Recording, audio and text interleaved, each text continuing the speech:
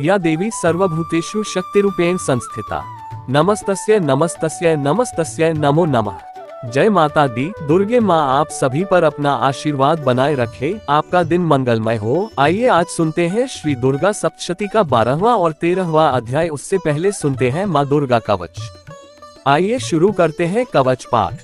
बोलिए गणपति भगवान की जय, नव दुर्गा की जय। दुर्गा कवच। मार्कंडेय जी ने कहा, पितामह, जो इस संसार में परम गोपनीय तथा सभी मनुष्यों की सब प्रकार से रक्षा करने वाला है और जो अब तक आपने दूसरे किसी के सामने प्रकट न किया हो, ऐसा कोई साधन मुझे बताइए। ब्रह्मा जी बोले, ब्राह्मण, ऐसा साधन तो एक देवी का कवच ही है, जो गोपनीय से भी परम गोपनीय, पवित्र तथा संपूर्ण प्राणियों का उद्धार करने वाला है। महामुने, उसे श्रवण करो। देवी की 9 मूर्तियां हैं, जिन्हें नवदुर्गा कहते हैं। उनके पृथक पृथक अलग अलग नाम बतलाए जाते हैं। प्रथम नाम शैलपुत्री है, दूसरी मूर्ति का नाम ब्रह्मचारिणी है, तीसरा स्वरूप चंद्रघंटा के नाम से प्रसिद्ध है, चौथी मूर्ति को कुष्मांडा कहते हैं, पांचवी दुर्गा का नाम स्कंदमाता है, देवी के छठे रूप को कात्यायनी कहते हैं, सातवां कालरात्रि और 8वां स्वरूप महागौरी के नाम से प्रसिद्ध है, नवी दुर्गा का नाम सिद्धिदात्री है। ये सब नाम सर्वज्ञ महात्मा वेद भगवान के द्वारा ही प्रतिपादित हुए हैं। जो मनुष्य अग्नि में जल रहा हो, रणभूमि में शत्रु से घिर गया हो, विषम संकट में फंस गया हो तथा इस प्रकार भय से आतुर होकर जो भगवती की शरण में प्राप्त हुए हो, उनका कभी अमंगल नहीं होता। युद्ध के समय में संकट में पड़ने पर भी उनके ऊपर कोई विपत्ति नहीं दिखाई देती, उन्हें शोक दुख और भय की प्राप्ति नहीं होती। जिन्होंने भक्ति पूर्वक देवी का स्मरण किया है, उनका निश्चय ही अभ्युदय होता है। देवेश्वरी, जो तुम्हारा चिंतन करते हैं, उनकी तुम निस्संदेह रक्षा करती हो। चामुंडा देवी प्रेत पर आरूढ़ होती है, वाराही भैंसे पर सवारी करती है, इंद्री का वाहन ऐरावत हाथी है, वैष्णो देवी गरुड़ पर ही आसन जमाती है, माहेश्वरी वृषभ पर आरूढ़ होती है, कुमारी का वाहन मयूर है। भगवान विष्णु की प्रियतमा लक्ष्मी देवी कमल के आसन पर विराजमान है और हाथों में कमल धारण किए हुए हैं। वृषभ पर आरूढ़ ईश्वरी देवी ने श्वेत रूप धारण कर रखा है। ब्राह्मी देवी हंस पर बैठी हुई है और सब प्रकार के आभूषणों से विभूषित है। इस प्रकार ये सभी माताएं सब प्रकार की योग शक्तियों से संपन्न हैं। इनके सिवा और भी बहुत सी देवियां हैं, जो अनेक प्रकार के आभूषणों की शोभा से युक्त तथा नाना प्रकार के रत्नों से सुशोभित हैं। ये संपूर्ण देवियां क्रोध में भरी हुई हैं और भक्तों की रक्षा के लिए रथ पर बैठी हुई दिखाई देती हैं। ये शंख, चक्र, गदा, शक्ति, हल और मुसल, खेटक और तोमर, परशु, पाश, कुंत और त्रिशूल एवं उत्तम शारंग, धनुष आदि अस्त्र शस्त्र अपने हाथों में धारण करती हैं। दैत्यों के शरीर का नाश करना, भक्तों को अभयदान देना और देवताओं का कल्याण करना, यही उनके शास्त्र धारण का उद्देश्य है। महान रौद्र रूप, अत्यंत घोर पराक्रम, महान बल और महान उत्साह वाली देवी, तुम महान भय का नाश करने वाली हो। तुम्हें नमस्कार है। तुम्हारी ओर देखना भी कठिन है। शत्रुओं का भय बढ़ाने वाली जगदम्बिके, मेरी रक्षा करो। पूर्व दिशा में इंद्री इंद्र शक्ति मेरी रक्षा करे, अग्निकोण में अग्निशक्ति मेरी रक्षा करे, दक्षिण दिशा में वाराही तथा नैऋत्य कोण में खड्गधारिणी मेरी रक्षा करे, पश्चिम दिशा में वारुणी और वायव्य कोण में मृग पर सवारी करने वाली देवी मेरी रक्षा करे, उत्तर दिशा में कौमारी और ईशान कोण में शूलधारिणी रक्षा करे। रमानी, तुम ऊपर की ओर से मेरी रक्षा करो और वैष्णवी देवी नीचे की ओर से मेरी रक्षा करे। इसी प्रकार शव को अपना वाहन बनाने वाली चामुंडा देवी दासों दिशाओं से मेरी रक्षा करे। जया आगे से और विजया पीछे की ओर से मेरी रक्षा करे। वाम भाग में अजित और दक्षिण भाग में अपराजिता रक्षा करे। उद्योतिनी शिखा की रक्षा करे। उमा मेरे मस्तक पर विराजमान होकर रक्षा करे। ललाट में मालाधारी रक्षा करे और यशस्विनी मेरी भौहों का संरक्षण करे। भौहों के मध्य भाग में त्रिनेत्रा और नथुनों की यमघंटा देवी रक्षा करे। दोनों नेत्रों के मध्य भाग में शंखिनी और कानों में द्वारवासिनी रक्षा करे। कालिका देवी कपोलों की तथा भगवती शांकरी कानों के मूल की रक्षा करे। नासिका में सुगंधा और ऊपर के ओठ में चर्चिका देवी रक्षा करे। नीचे के ओठ में अमृतकला तथा जिह्वा में सरस्वती देवी रक्षा करे। कौमारी दांतों की और चंडिका कंठ प्रदेश की रक्षा करे। चित्रघंटा गले की घंटी की और महामाया तालु में रहकर रक्षा करे। कामाक्षी ठोड़ी की और सर्वमंगला मेरी वाणी की रक्षा करे। भद्राकाली ग्रीवा में और धनुर्धरी पृष्ठवंश मेरुदंड में रहकर रक्षा करे। कंठ के बाहरी भाग में नीलग्रीवा और कंठ की नली में नलकूबरी रक्षा करे। दोनों कदों में खगिनी और मेरी दोनों भुजाओं की वज्रधारिणी रक्षा करे। दोनों हाथों में दंडिनी और अंगुलियों में अंबिका रक्षा करे। शूलेश्वरी नखों की रक्षा करे। कुलेश्वरी कुक्षी पेट में रहकर रक्षा करे। महादेवी दोनों स्तनों की और शोकविनाशिनी देवी मन की रक्षा करे। ललिता देवी हृदय में और शूलधारिणी उदार में रहकर रक्षा करे। नाभि में कामिनी और गुह्य भाग की गुह्येश्वरी रक्षा करे। पूतना और कामिका लिंग की और महेश्वाहिनी गुदा की रक्षा करे। भगवती कटिभाग में और विंध्यवासिनी घुटनों की रक्षा करे। संपूर्ण कामनाओं को देने वाली महाबला देवी दोनों पिंडलियों की रक्षा करे। नारसिंही दोनों घुटियों की और तेजसी देवी दोनों चरणों के पृष्ठ भाग की रक्षा करे। श्रीदेवी पैरों की अंगुलियों में और तलवासिनी पैरों के तलुओं में रहकर रक्षा करे। अपनी दाढ़ों के कारण भयंकर दिखने वाली दष्ट्राक्राली देवी नखों की और ऊर्ध्वकेशिनी देवी केशों की रक्षा करे। रोमावलियों के छिद्रों में कौबेरी और त्वचा की वागीश्वरी देवी रक्षा करे। पार्वती देवी रक्त, मज्जा, वसा, मांस, हड्डी और मेद की रक्षा करे। आंतों की कालरात्रि और पित्त की मुकुटेश्वरी रक्षा करे। मूलाधार आदि कमल कोशों में पद्मावती देवी और कफ में चूनामणि देवी स्थित होकर रक्षा करे। नख के तेज की ज्वालामुखी रक्षा करे। जिसका किसी भी अस्त्र से भेदन नहीं हो सकता, वह अभेद्य देवी शरीर की समस्त संधियों में रहकर रक्षा करे। रमानी आप मेरे वीर्य की रक्षा करें। छत्रेश्वरी छाया की तथा धर्मधारिणी देवी मेरे अहंकार, मन और बुद्धि की रक्षा करें। हाथ में वज्र धारण करने वाली वज्रहस्ता देवी मेरे प्राण, अपान, व्यान, उदान और समान वायु की रक्षा करे। कल्याण से शोभित होने वाली भगवती कल्याण शोभना मेरे प्राण की रक्षा करे। रस, रूप, गंध, शब्द और स्पर्श इन विषयों का अनुभव करते समय योगिनी देवी रक्षा करे तथा सत्वगुण, रजोगुण और तमोगुण की रक्षा सदा नारायणी देवी करे। वाराही आयु की रक्षा करे। वैष्णवी धर्म की रक्षा करे तथा चक्रिणी देवी यश, कीर्ति, लक्ष्मी, धन तथा विद्या की रक्षा करे। इंद्राणी आप मेरे गोत्र की रक्षा करें। चंडिके तुम मेरे पशुओं की रक्षा करो। महालक्ष्मी पुत्रों की रक्षा करे और भैरवी पत्नी की रक्षा करे। मेरे पथ की सुपथा तथा मार्ग की क्षिमकरी रक्षा करे। राजा के दरबार में महालक्ष्मी रक्षा करे तथा सब ओर व्याप्त रहने वाली विजय देवी संपूर्ण भयों से रक्षा करे। देवी जो स्थान कवच में नहीं कहा गया है, अतएव रक्षा से रहित है, वह सब तुम्हारे द्वारा सुरक्षित हो, क्योंकि तुम विजयशालिनी और पापनाशिनी हो। यदि अपने शरीर का भला चाहे तो मनुष्य बिना कवच के कहीं एक पग भी ना जाए। कवच का पाठ करके ही यात्रा करे। कवच के द्वारा सब ओर से सुरक्षित मनुष्य जहाँ जहाँ भी जाता है, वहाँ वहाँ उसे धन लाभ होता है तथा संपूर्ण कामनाओं की सिद्धि करने वाली विजय की प्राप्ति होती है। वह जिस जिस अभीष्ट वास्तु का चिंतन करता है, उसको निश्चय ही प्राप्त कर लेता है। वो पुरुष इस पृथ्वी पर तुलना रहित महान ऐश्वर्य का भागी होता है। कवच से सुरक्षित मनुष्य निर्भय हो जाता है। युद्ध में उसकी पराजय नहीं होती तथा वह तीनों लोकों में पूजनीय होता है। देवी का ये कवच देवताओं के लिए भी दुर्लभ है। जो प्रतिदिन नियम पूर्वक तीनों संध्याओं के समय श्रद्धा के साथ इसका पाठ करता है, उसे दैवी कला प्राप्त होती है तथा वह तीनों लोकों में कहीं भी पराजित नहीं होता। इतना ही नहीं, वह मृत्यु से रहित हो 100 से भी अधिक वर्षों तक जीवित रहता है। मकड़ी, चेचक और कोढ़ आदि उसकी संपूर्ण व्याधियां नष्ट हो जाती है। कनेर, भांग, अफीम, धतूरे आदि का स्थावर विष, सांप और बिच्छू आदि के काटने से चढ़ा हुआ जंगम विष तथा अफीन और तेल के संयोग आदि से बनने वाला कृत्रिम विष, ये सभी प्रकार के विष दूर हो जाते हैं, उनका कोई भी असर नहीं होता। इस पृथ्वी पर मारण, मोहन आदि जितने आभिचारिक प्रयोग होते हैं तथा इस प्रकार के जितने मंत्र यंत्र होते हैं, वे सब इस कवच को हृदय में धारण कर लेने पर उस मनुष्य को देखते ही नष्ट हो जाते हैं। यही नहीं, पृथ्वी पर विचारने वाले ग्राम देवता, आकाशचारी देव विशेष, जल के संबंध से प्रकट होने वाले गण, उपदेश मात्र से सिद्ध होने वाले निम्न कोटि के देवता, अपने जन्म के साथ प्रकट होने वाले देवता, कुल देवता, माला, कंठमाला आदि, डाकिनी, शाकिनी, अंतरिक्ष में विचारने वाली भयानक डाकिनियां, ग्रह, भूत, पिशाच, यक्ष, गंधर्व, राक्षस, ब्रह्म राक्षस, बेताल, कुष्मांड और भैरव आदि अनिष्टकारक देवता भी हृदय में कवच धारण किए रहने पर उस मनुष्य को देखते ही भाग जाते हैं। कवचधारी पुरुष को राजा से सम्मान वृद्धि प्राप्त होती है। ये कवच मनुष्य के तेज की वृद्धि करने वाला और उत्तम है।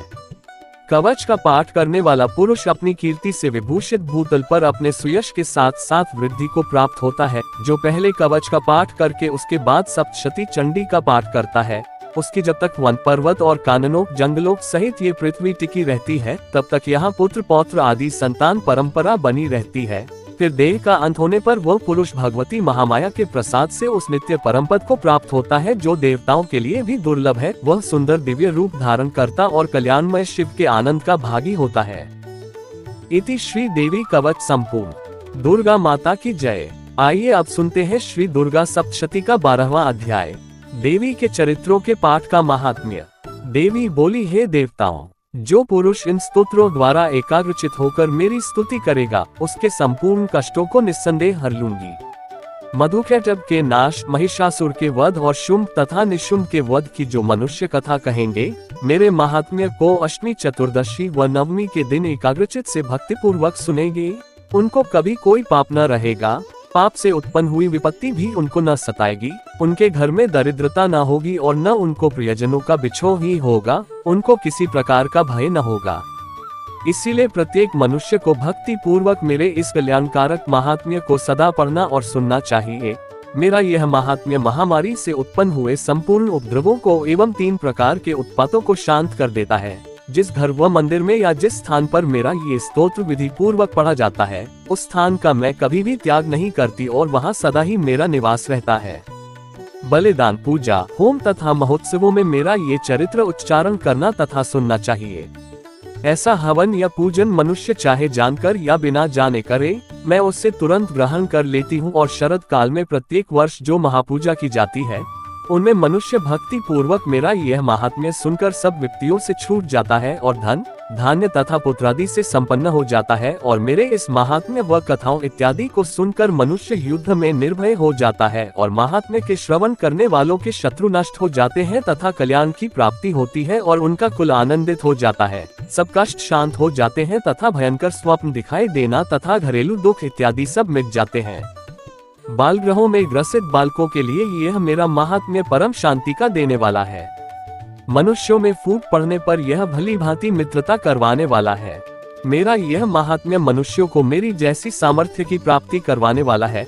पशु, पुष्प, अर्घ्य, धूप, गंध, दीपक इत्यादि सामग्रियों द्वारा पूजन करने से, ब्राह्मण को भोजन करा के, हवन करके, प्रतिदिन अभिषेक करके, नाना प्रकार के भोगों को अर्पण करके और प्रत्येक वर्ष दान इत्यादि करके जो मेरी आराधना की जाती है और उससे मैं जैसी प्रसन्न हो जाती हूँ, वैसी ही प्रसन्न मैं इस चरित्र के सुनने से हो जाती हूँ। यह महात्म्य श्रवण करने पर पापों को हर लेता है तथा आरोग्य प्रदान करता है। मेरे प्रादुर्भाव का कीर्तन दुष्ट प्राणियों से रक्षा करने वाला है, युद्ध में दुष्ट दैत्यों का संहार करने वाला है। इसके सुनने से मनुष्य को शत्रुओं का भय नहीं रहता। हे देवताओं, तुमने जो स्तुति की है अथवा ब्रह्मा जी ने जो मेरी स्तुति की है, वह मनुष्यों को कल्याणमयी बुद्धि प्रदान करने वाली है।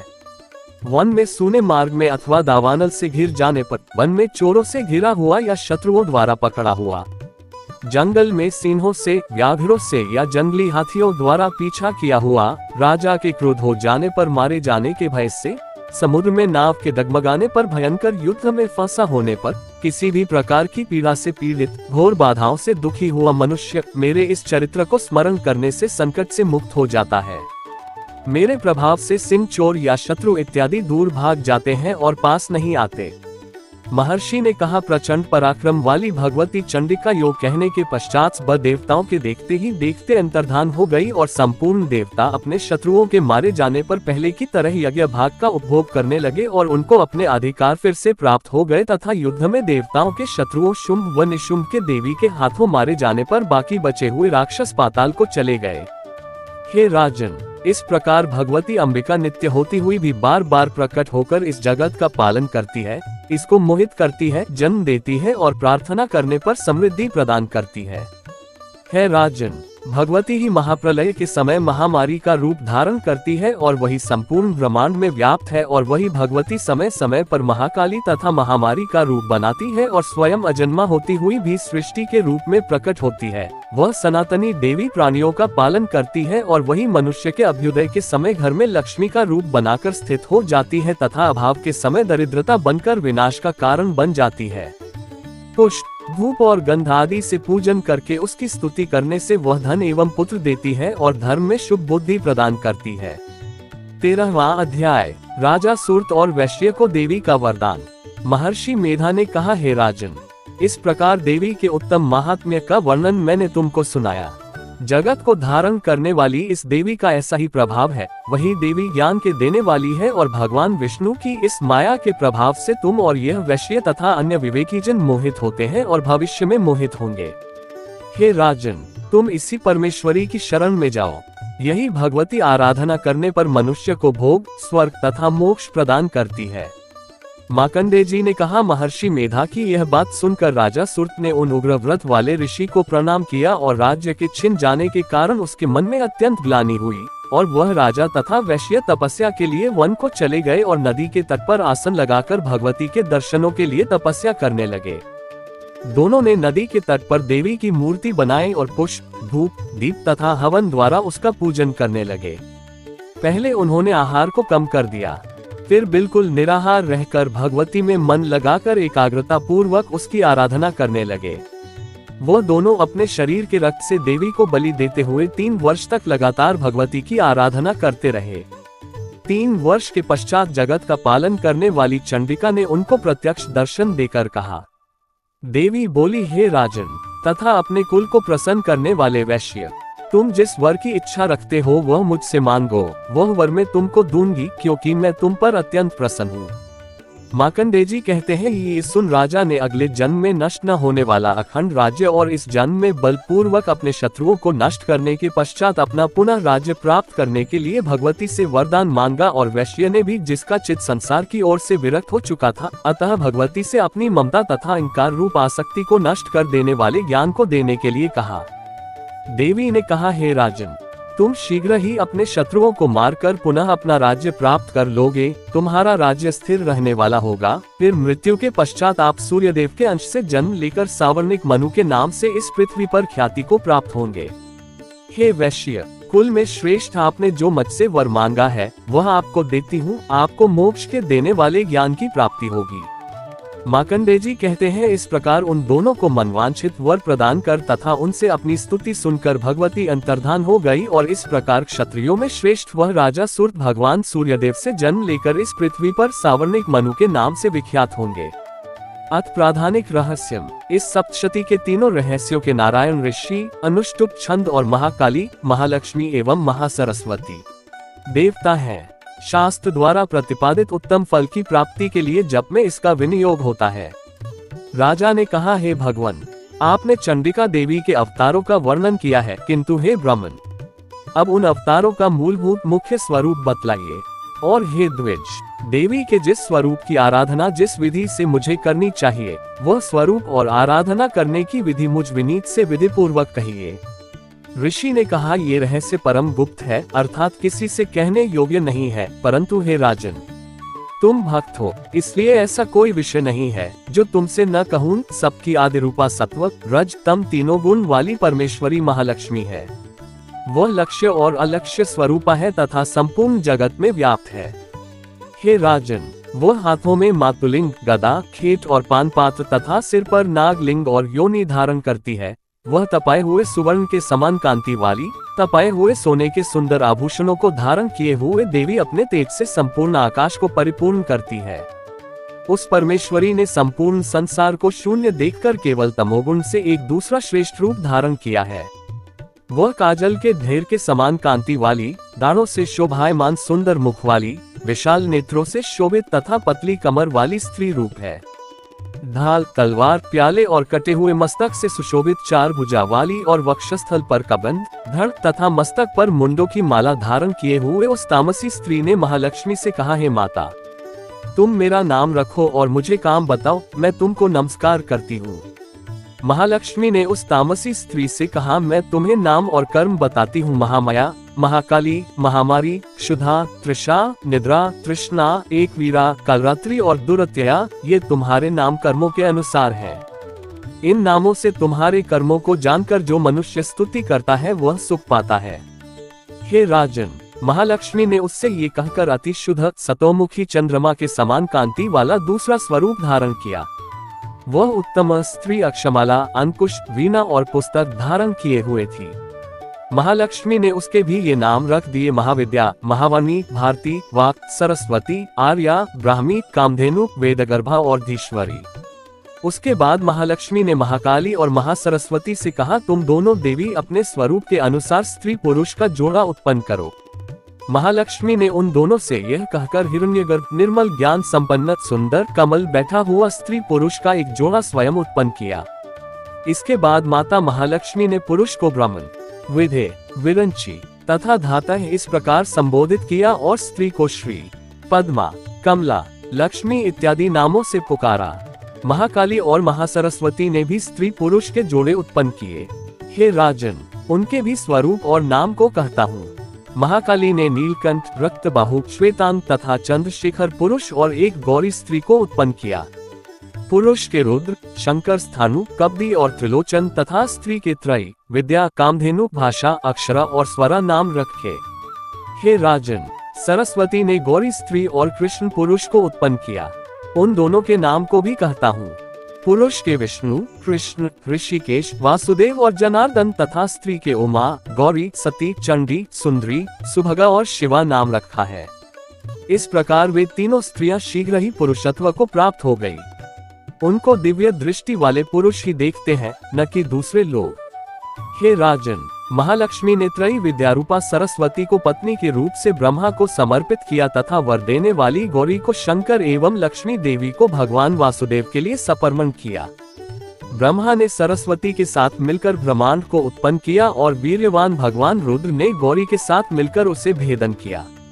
हे राजन, उस ब्रह्मांड से महत तत्व आदि तेज तत्व एवं स्थावर जंगम रूप महाभूतात्मक संपूर्ण जगत उत्पन्न हुए। भगवान विष्णु ने लक्ष्मी के साथ उस जगत का पालन किया और महादेव ने गौरी के साथ उसका संहार किया। हे महाराज, महालक्ष्मी सर्वसत्वमयी ईश्वरी है। वह निराकार होते हुए भी साकार है, अतः उसके अनेक नाम है। वह अपने नामों के सिवा अन्य किसी प्रत्यक्षादि प्रणाम से नहीं जानी जा सकती है। क्षमा याचना। हे परमेश्वरी, मेरे द्वारा रात दिन सहस्रों अपराध होते रहे हैं, अतः आप मुझे अपना सेवक समझकर कृपा पूर्वक मेरे उन अपराधों को क्षमा करो। न तो मैं आह्वान करना ही जानता हूँ, न विसर्जन करना ही जानता हूँ और न पूजा ही करना जानता हूँ। हे परमेश्वरी, मुझे क्षमा करो। हे सुरेश्वरी, मैंने जो मंत्रहीन, क्रियाहीन और भक्तिहीन पूजन किया है, वह सब आपकी दया से पूर्ण हो। सैकड़ों अपराध करके भी भक्त आपकी शरण में आकर केवल जगदम्ब कहकर ही मोक्ष को प्राप्त करते हैं, जिससे ब्रह्मादि देवगण भी पाने में असमर्थ होते हैं। हे जगदम्बिके, मैं अपराधी हूँ, किंतु आपकी शरण में आया हूँ, अतः इस समय में दया का पात्र हूँ। तुम जैसा चाहो वैसा करो। अज्ञानवश या बुद्धिभ्रम होने के कारण भूल से जो कुछ भी मैंने कम या अधिक कर दिया हो, हे देवी, हे परमेश्वरी, सब अपराध क्षमा करो और प्रसन्न हो। हे जगन माता, हे कामेश्वरी, सच्चिदानंद स्वरूपिणी परमेश्वरी, आप प्रेम पूर्वक मेरी यह पूजा स्वीकार गुप्त की रक्षा करने करो और मुझ पर प्रसन्न हो। आप गुप्त से भी वाली हो, आप मेरे किए हुए इस जाप को ग्रहण करके मेरे सभी अपराधों को क्षमा करो। हे देवी, हे महेश्वरी, आपकी कृपा से मुझे सिद्धि की प्राप्ति हो। जय माता दी, नौ दुर्गा की जय। बोलिए साचे दरबार की जय।